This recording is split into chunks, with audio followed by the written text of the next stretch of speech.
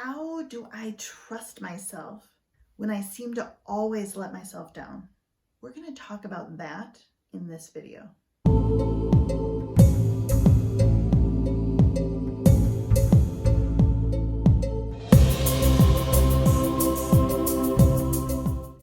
Hey, I'm Dr. Melissa. I'm a trauma expert and top doctor. And in this video and on this channel, I help you identify the hidden narcissists in your life. Then turn that trauma and that drama into gold by rising above, becoming stronger and more powerful than you ever were before. If that is right up your alley, click subscribe, click that notification bell, and stay here with me. Today we're talking about how to trust ourselves when we seem to let ourselves down. And I want to start by talking about the three components of trust. Trust is made up of equal parts of competency, sincerity, and history. And if you want to trust yourself, you need to actively develop all three. In the same way that we look for those three components when deciding whether or not we can trust someone else, you need to actively develop all three so that you can learn to trust yourself. It is definitely a process. The first component is competency. Feeling like you're competent to get the job done, that you're capable, that you're able to do what it is you're trusting yourself to do. It may be that you're completely competent, that you have the highest degree in honors in the subject, and you just don't trust yourself because of self-doubt. But you can look at your competency and know you're educated about this. You have a history of helping others with this. You are competent and able to do it, to make these decisions. Or in the case where you feel like you're not competent with this at all, say you have no experience handling finances. Is there a trusted friend who can help you out? Is there a professional that you can hire to help you in the areas where you feel like you're not competent? In that way, you can competently hire someone to help you, and you can still trust yourself to get the job done. I do that all the time with tech. I don't get tech at all. It completely blows my mind. Even simple things I watch my kids do or my husband do, I can't figure them out. But I can ask for help. I can hire someone for help. I can ask a family member for help. And I can trust that I can get what I need to done because I have outside resources who can help me with that competency piece. The second component is sincerity. Do you actually want to deliver for yourself? Whatever it is you're trusting yourself to do. Maybe you're trusting yourself to step out of your comfort zone and make that phone call. Maybe you are trusting yourself to eat healthy and exercise, putting your well-being first. Maybe you're trusting yourself to choose and create a healthy relationship. When you look at sincerity for yourself, the question you need to ask is, do you actually want those things? Or are you creating another opportunity to sabotage yourself?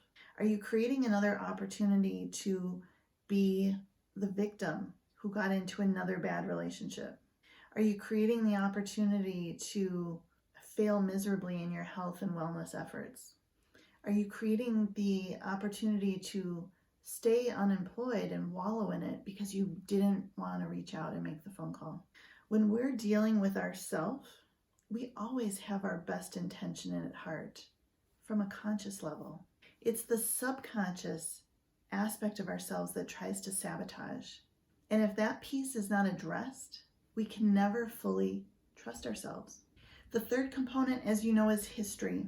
And you may have a long-running history of not delivering for yourself, not doing what you tell yourself you're going to do, not following through on enforcing your boundaries, not putting yourself and your own well-being first. And when you're looking at that long bit of history, I encourage you to be patient.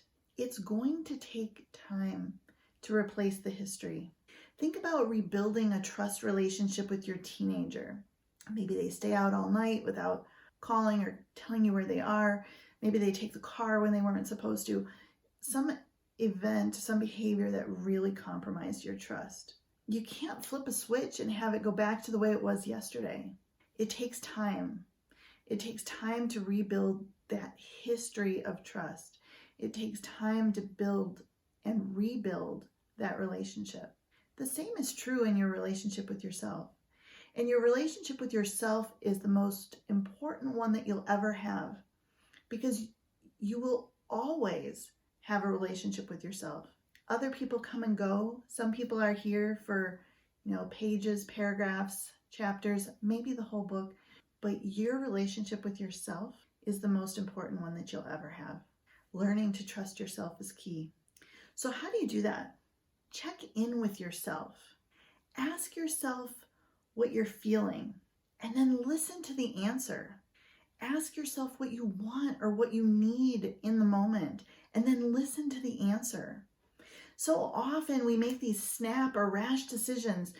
Someone asks you if you want to do something, you just say yes because you're not used to saying no. And then you think, why in the heck did I agree to do that? I don't want to do that. So create this sense of pause, this time to check in. Do I want to go to that event or not? And listen for the answer. Do I want to pursue this new opportunity, this promotion, this new business opportunity? And then listen for the answer. Do I actually want to go for a run today? Or would my body enjoy dancing more? And then listen for the answer. Start to check in about everything. Things that are big, things that are small. What you may find is that your body, your own wisdom is not very revealing in the beginning. It doesn't necessarily give you a clear answer. And the way I think about this when I went through this process many years ago was, if I had a supposed best friend who I never talked to, who I never checked in with, I never asked her what she wanted to do or what she wanted to eat or any of those kind of things. And if she told me, I didn't listen. Would she feel like telling me anything again if I asked her? Or would she feel like, I'm talking to a brick wall, this is completely pointless? And your body and your spirit's wisdom may be feeling very similar if you've not been listening for a long time. And that is perfectly okay. What's important is that you start taking new inspired action now.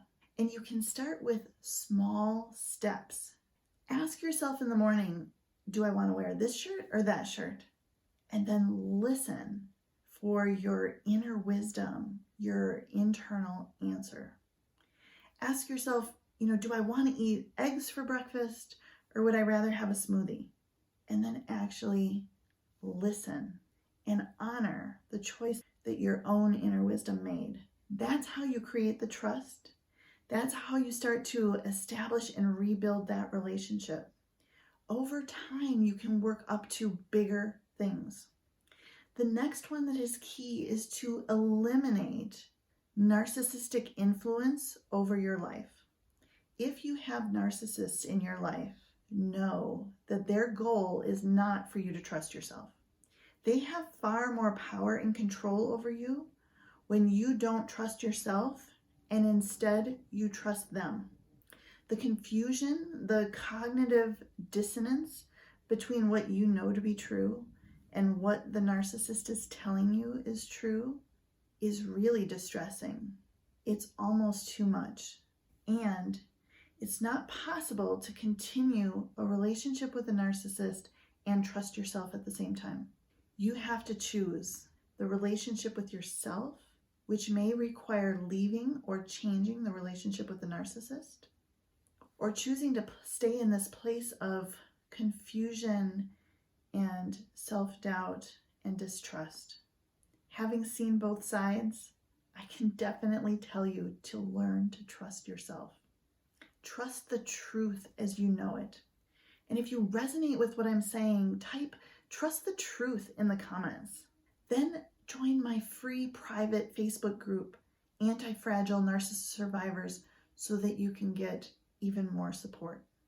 And if you know right now that you have changes to make, that you are ready to rise above the trauma, above the chaos, to rise above it all and become anti-fragile, join me at liveantifragile.com.